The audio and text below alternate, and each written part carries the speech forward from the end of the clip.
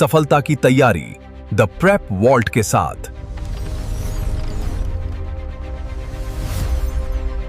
नमस्ते साथियों, आज के इस खास विश्लेषण में हम भारतीय संस्कृति और स्टैटिक जीके के उन बेहद अहम हिस्सों को डिकोड करने वाले हैं जो परीक्षाओं में बार बार पूछे जाते हैं।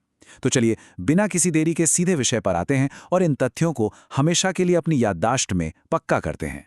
अब देखिए, प्रतियोगी परीक्षाओं के लिए इतने सारे तथ्यों को रटना सच में एक बड़ा सिरदर्द हो सकता है ना? लेकिन आज फिक्र की कोई बात नहीं है। हमने एक बहुत ही शानदार और व्यवस्थित रोड मैप तैयार किया है। इसमें हम भारत की लोक कलाओं से लेकर पारंपरिक व्यंजन, युद्ध कलाएं, पोशाकें और आखिर में सफलता के एक खास मंत्र पर चर्चा करेंगे। इस तरीके से ये सारे भारी भरकम सांस्कृतिक तथ्य याद रखना एकदम चुटकियों का खेल हो जाएगा। तो आइए अपने पहले स्तंभ से शुरुआत करते हैं। भारत की लोक कलाएं। प्राचीन काल में हमारे पूर्वजों ने अपनी दीवारों, आंगनों की दहलीज और कपड़ों को किस तरह सजाया, ये हमारी लोक कलाओं में बहुत ही खूबसूरती से झलकता है। लोक कलाओं का ये जो डेटा है ना, ये परीक्षाओं के लिए सुपर इंपॉर्टेंट है। इसे रिवीजन के लिए जरूर सहेज लें। लेकिन सबसे अहम बात यह है कि इसे हम मजेदार तरीके से याद कैसे रखें। चलिए एक उदाहरण लेते हैं, आंध्र प्रदेश की कलमकारी और मुगलू।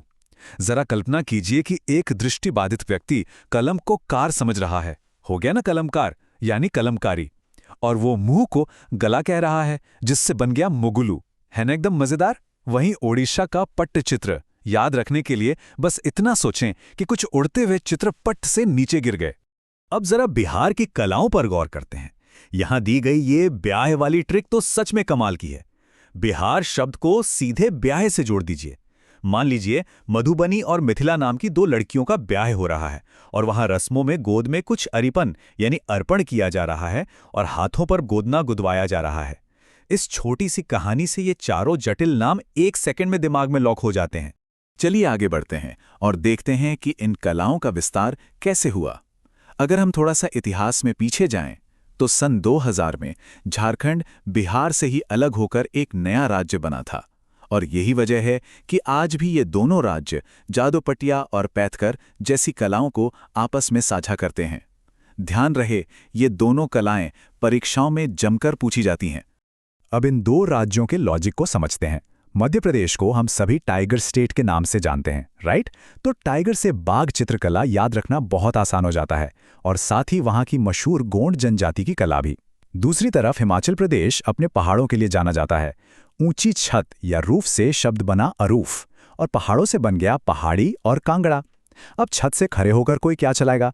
जाहिर है गुलेर यानी गुलेल। बन गई ना ट्रिक। चलिए अब हम अपने दूसरे स्तंभ की ओर बढ़ते हैं, राज्यों के पारंपरिक व्यंजन। वैसे यहां एक छोटी सी चेतावनी है। इन स्वादिष्ट पारंपरिक व्यंजनों के नाम याद करते करते आपको जोर से भूख लग सकती है, इसलिए अपना ध्यान भटकाना नहीं है। राज्यों के इन स्वादिष्ट व्यंजनों की लिस्ट पर नजर डालें तो बिहार का लिट्टी चोखा तो हम सभी जानते हैं, लेकिन एसएससी और बाकी परीक्षाओं में जो सवाल बार बार रिपीट होते हैं वो हैं त्रिपुरा का मुया अवंद्रू और पश्चिम बंगाल का आलू पोस्तो। इन दोनों को तो एकदम से रट लेना चाहिए। इन व्यंजनों को याद रखने के लिए हम कुछ बहुत ही फनी ट्रिक्स का इस्तेमाल कर सकते हैं। बालचाओ और सोरपोटेल को याद करने के लिए बस सोचें कि कुछ बालक सैर के लिए गोवा जाना चाहते हैं। झारखंड के लिए कल्पना करें कि झरने में नहाकर किसी को खांसी या धुसकाव उठना शुरू हो गया। और अगर कोई गुस्से से फूली हुई है और कोई उत्तर नहीं दे रही है तो उत्तराखंड का कापुली तुरंत याद आ जाएगा। और गुजरात का ढोकला, बस सोचिए कि रात भर भारी सामान ढोकर लाया गया। परीक्षा के उस भारी दबाव में भी ये मजेदार ट्रिक्स कभी धोखा नहीं देंगी। चलिए अपनी ऊर्जा को थोड़ा और ऊपर ले चलते हैं और आते हैं तीसरे स्तंभ पर, भारत की युद्ध कलाएं।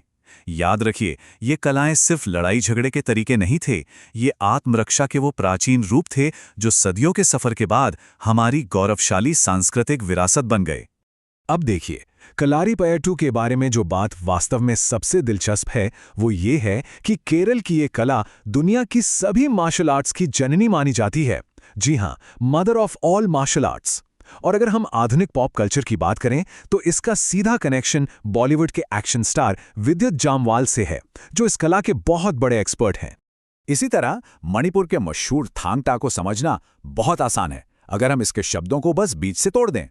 थांग का सीधा सा मतलब है तलवार और टा का मतलब है भाला।